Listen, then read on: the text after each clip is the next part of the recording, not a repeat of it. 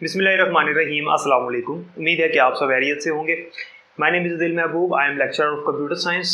आज की इस वीडियो में, आज के इस लेक्चर में हम बात करेंगे एट्रीब्यूट्स इन HTML और जो मेन सेक्शंस इस्तेमाल होते हैं HTML के अंदर वो हम देखेंगे। HTML का जब भी हम वेब पेज बनाते हैं, HTML लैंग्वेज में जब भी हम वेब पेज बनाते हैं तो उसके अंदर हमें पता है कि हम टैग्स को यूज़ करते हैं।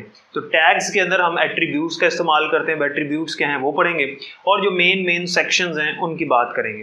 लेक्चर शुरू करने से पहले अगर आपने चैनल को सब्सक्राइब नहीं किया तो चैनल को सब्सक्राइब करें, और अगर आपको नोट्स चाहिए इजी वर्डिंग में पूरी बुक के तो स्क्रीन पे नंबर चल रहा है, आप नोट्स ऑर्डर कर सकते हैं। तो स्टार्ट करते हैं lecture.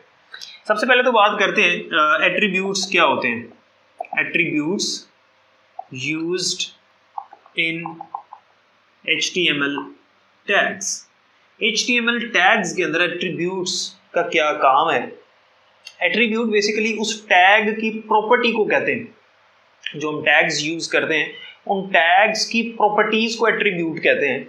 For example last lecture में मैंने आपको एक टैग पढ़ाया था जो कि पेयर टैग था, जिसे हम पैराग्राफ का टैग कहते हैं, जिसे हम P से डिनोट करते हैं। ठीक है, अब जब हमने पैराग्राफ लिखना है तो पैराग्राफ की मुख्तलिफ प्रॉपर्टीज हैं। प्रॉपर्टीज से मुराद है कि पैराग्राफ दिखेगा कैसे, यानी वो स्क्रीन पर सेंटर में नजर आना चाहिए, लेफ्ट पे नजर आना चाहिए, राइट पे नजर आना चाहिए, कहाँ नजर आना चाहिए, ये एक उसकी प्रॉपर्टी है। ठीक है, और भी इसकी प्रॉपर्टीज होती हैं लेकिन ये सिर्फ एक मिसाल दी है। ये इसकी प्रॉपर्टी है कि कैसा वो दिखना चाहिए। अगर हम सिंपल पैराग्राफ लिखते हैं कुछ इस तरह से, P यहाँ पे पैराग्राफ लिखा सारा, और पैराग्राफ लिखने के बाद एंड पे हमने /P लगाकर इस टैग को क्लोज कर दिया, तो पैराग्राफ जो है वो स्क्रीन पर नजर आ जाएगा इस तरह से, लेफ्ट साइड पे इस तरह। लेकिन अगर मैं चाहता हूं कि पैराग्राफ जो है वो स्क्रीन के सेंटर में नजर आए तो मुझे इसका एट्रीब्यूट इस्तेमाल करना पड़ेगा। एट्रीब्यूट इस्तेमाल हम इस तरह से करते हैं, उसको लिखने का तरीकाकार पहले समझें। तरीकाकार ये होता है कि आप लिखो टैग का नाम, जैसे मैंने P लिखा यहाँ पर। ठीक है, टैग का नाम कोई भी हो सकता है टैग। ठीक है, टैग नेम, फिर यहाँ पर ग्रेटर देन का साइन नहीं लगाना। टैग का नेम लिखने के बाद आप एट्रीब्यूट लिखो, एट्रीब्यूट का नाम लिखो, एट्रीब्यूट 1 इक्वल्स टू, आगे उसकी वैल्यू दे दो। इसकी मैं मिसाल देता हूँ, भी समझ आ जाएगी। फिर अगर दूसरा भी एट्रीब्यूट कोई आपने देना है, आप एट्रीब्यूट 2 लिखो इक्वल्स टू उसकी वैल्यू लिखो, एंड सो ऑन। आप एट्रीब्यूट n लिखो इक्वल्स टू उसकी वैल्यू लिखो, डबल कोटेशन मार्क में वैल्यू लिखी। फिर यहाँ पे ग्रेटर देन का साइन लगाना है। फिर आगे अपना जो भी पैराग्राफ है आपने वो लिखना है, या जो भी इसका कंटेंट है वो लिखकर फिर आप यहाँ पर /टैग नेम लिखते हो।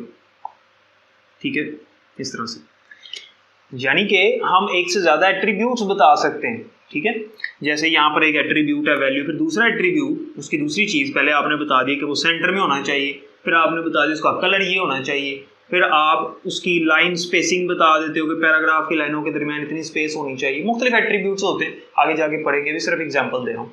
तो आप मुख्तलिफ एट्रीब्यूट जो हैं वो एक ही टैग को यूज करते हुए साथ साथ लगा सकते हो। एट्रीब्यूट इक्वल्स टू और आगे उसकी वैल्यू, फिर स्पेस एट्रीब्यूट इक्वल्स टू और आगे उसकी वैल्यू। इस तरह से हम एट्रीब्यूट्स लिखते हैं।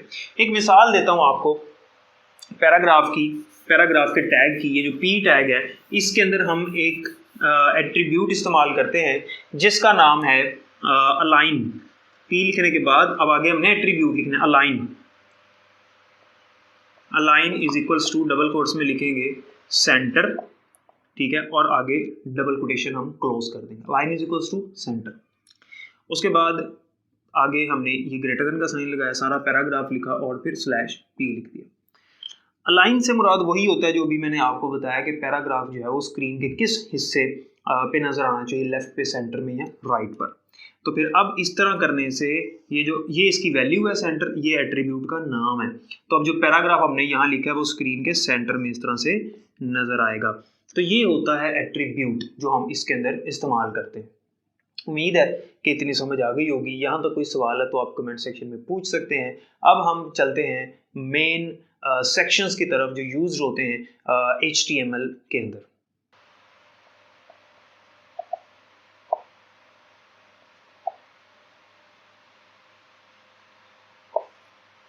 Main sections of web page. हमारा जो वेब पेज है उसके मेन सेक्शन से मुराद है उसके पार्ट्स, उसके हिस्से कौन कौन से होते हैं। प्रैक्टिकली भी आपको करके दिखाया था। अब मैं आपको इसकी थ्योरी समझाने लगा हूँ। जब भी हम एक वेब पेज बनाते हैं तो उसको वेब पेज बनाते हुए उसके कुछ सेक्शंस होते हैं, उसके कुछ हिस्से होते हैं, उसके कुछ टुकड़े होते हैं, उसकी डिस्ट्रीब्यूशन हुई होती है उस पेज के अंदर। होता ही है कि जब भी हम वेब पेज बनाते हैं तो जितना भी कंटेंट है, मतलब जो कुछ हम लिखते हैं, वो एक मेन टैग होता है जो कि टॉप लेवल का टैग होता है, जो ज़्यादातर हमेशा इस्तेमाल होता है वेब पेज के अंदर, जिसका नाम है HTML। तो हम जब भी वेब पेज लिखते हैं तो हम लिखते हैं HTML, ये लिखते हैं, ठीक है। और सारा कुछ लिखने के बाद एट द एंड हम HTML स्लैश लगाकर टैग क्लोज करते हैं। HTML से हम इसको क्लोज करते हैं स्लैश लगाकर, ठीक हो गया। अच्छा, एक चीज़ होती है, एक सेक्शन होता है हेड का सेक्शन। हेड के अंदर हम टाइटल लिखते हैं। हेड के अंदर क्या लिखते हैं? टाइटल लिखते हैं, यानी हमारा जो वेब पेज है उसके कंटेंट के ऊपर जो टाइटल नजर आ रहा है। जैसे मैंने ये बोर्ड पे जब आपको लेक्चर पढ़ाना शुरू किया तो यहाँ पे टाइटल आपको नजर आ रहा है 9th computer chapter 5 new course, ये बाकी उसका कंटेंट है, ठीक है। इस तरह से अपने वेब पेज के अंदर आपने कोई टाइटल देना है तो हेड का सेक्शन इस्तेमाल होता है। HTML के हर चीज़ HTML के टैग के अंदर आ रही है तो फिर हेड का सेक्शन शुरू होगा, हेड लिखेंगे। हेड के अंदर अगर आपने टाइटल देना है तो फिर आप टाइटल का टैग आगे लगाओगे इस तरह से। टाइटल, आप यहाँ पे टाइटल देते हो, for example computer teacher. Title देने के बाद अब टाइटल के टैग को पहले क्लोज करना है, स्लैश टाइटल, और फिर हेड के सेक्शन को हमने क्लोज करना है, स्लैश हेड। ये हेड वाले टैग की क्लोजिंग हो गई है, ठीक है। आपने याद रखना है जो टैग बाद में शुरू होता है उसकी क्लोजिंग पहले होती है।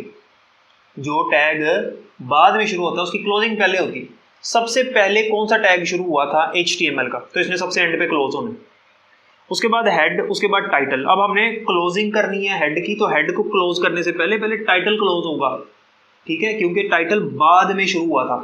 तो जो टाइटल बाद में शुरू होता है उसकी क्लोजिंग पहले होती है। तो इसके टाइटल को क्लोज किया, फिर हेड को क्लोज कर दिया। अब बॉडी वाला सेक्शन आ गया जो कि उसके नीचे हमने पैराग्राफ या कुछ भी लिखना है, तो आप फिर बॉडी का सेक्शन स्टार्ट करोगे इस तरह से, बॉडी।